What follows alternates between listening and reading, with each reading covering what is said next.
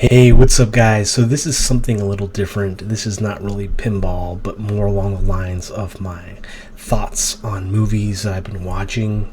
So, today I finished watching Vanilla Sky, which is a movie from 2001, classified as a science fiction psychological thriller, directed and written by Cameron Crowe. Um, and it stars Tom Cruise and Penelope Cruz as well. It's a pretty stellar cast because I noticed a lot of actors that I had seen in Tim Burton films. Who was it? Noah Tyler was in there, who I've seen in Charlie and the Chocolate Factory, and also what's his name? The lawyer. No, yeah, Timothy Spall, who was, who also played in Sweeney Todd. So a lot of interesting kind of. Also, you had Kurt Russell. Come on, we've just been watching a lot of Kurt Russell movies. Big Trouble in Little China. Plus, you had Cameron Diaz. Jeez, man, like this was a. Conan O'Brien, of course, was in there. That little skit, but. I'm just realizing, like, holy moly, what a great cast. And so we look at the budget of the film was $68 million for 2001, and box office it got $203.4 million. So it definitely recovered and more on the return when you talk about ROI. But this is a film that I had always been meaning to watch. I remember seeing the box art for a while. I remember even when Blockbuster was still around. I remember just seeing copies of it on the shelves. But it wasn't until today, 21 years later, 22 years later, until I watched the movie for the first time today, and I really liked it. I think it aged really well. It's like. Watching it didn't even faze me that it came from out in 2001. It looked like something that could have just came out today. So it's definitely one of those movies that, the production was so good that it looks like it could have came out today. And the theme and the topic really relate to today as well. So this is one of those movies that apparently didn't get a lot of good reviews when it first came out, but it's, after a while... it's become a cult classic, and you find that with a lot of movies. When they first come out, they don't get a lot of good reviews by critics, but then give them a couple years and they actually gain a following. And I think that has to do with the time, the people who are reviewing the movie, and just the nature of the times. But like with any movie, your opinion can change, So it's not static. It can change, right? But I really liked it because it was really one of those cerebral films where just the way it was shot, just the soundtrack too. Oh my gosh. The soundtrack was really good too. It had songs from Sigur Rós, Radiohead. You also had songs from independent artists that really sounded well. REM. So really like the soundtrack and score as well. Really fit with the theme in the movie and the cerebral elements of it. It's just I think when we talk about the plot of the movie, that's where it gets very interesting, because this film was based on another film by a man named Alejandro Amenbar and his film called Open Your Eyes. So I'm gonna watch Open Your Eyes too, because Open Your Eyes from 1997 also features Penelope Cruz as well. So this is something that I want to look into. But basically, Tom Cruise and the production company got the rights to create, remake this movie and introduce it to American audiences.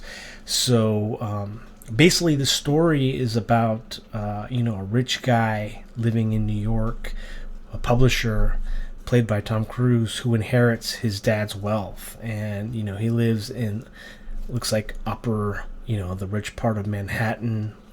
And he lives this, like, he's a womanizer. He's waking up with women in his bed, and he's got friends, he's got a nice car, he's living that really kind of lavish life.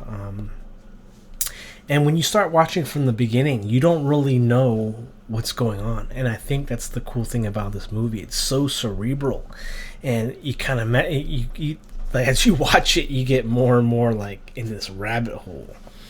But the plot continues with the question that they question in the movie. What is happiness? And you can just tell that in the beginning of the movie, Tom Cruise's character isn't really happy. He's just kind of living a life that was handed down to him from his father, right? The wealth. And and then so but he seems like he tries to find happiness in, like, material things, right? As we can see in the beginning, he's driving in a looks like a Ferrari or something, a Porsche. And he's a womanizer, right? And so it's kind of like he doesn't really have an idea of what he wants out of life, because he hasn't really made it for himself. And so but then apart at the beginning of the movie, he sets his eyes on Sofia, played by Penelope Cruz, and that's kind of where things take off. It's like it becomes this sort of romantic film, and I love that about it, because you can the movie brings ideas, has a lot of themes, and it talks about love, romance, happiness. It even has art. It shows Claude Monet's Vanilla Sky, the painting where the movie gets its name from. So there's so much hidden gems in this movie. But going back to the plot, that's when he starts to think about what is happiness, and he falls in love, and the movie then gets even more crazy. And I don't want to ruin anything for you, but it's a good movie to kind of that helps you, to remind you that to continuously ask yourself, what is happiness? What is your idea of happiness? And movies like this that have so many themes also have so many endings. You can look at it in so many different ways. And the way I looked at it was, as you watch movies like this, you watch any kind of movie, especially romance, you relate the movie as you watch it to your own life. And so I think that's one of the greatest things about movies, is movies can be so powerful, because as you watch, the emotion that you feel usually comes from what you're thinking about, or what you have experienced in your life as you watch the movie. So, while you watch this movie, you will notice the romance part of it, the romantic elements, and you might think about your own experience with romance. And that's where I think movies like this are really strong and compelling. But yeah, I mean, this movie also goes above romance. It's about, it's got a futuristic feel. Like, can life in the future, will it be like this, where people are cryogenically frozen and they wake up in lucid dreams? So you have that kind of same question, you're questioning reality as you watch this movie. And there's kind of this, like, confusion that really is, that you can feel in today's world as well, with our technology. And you're trying to separate reality from fiction. And then you talk about today with artificial intelligence, deep fakes, and you're like, is this picture AI? Is this photoshopped, or is this a deep fake? What's real? What's not?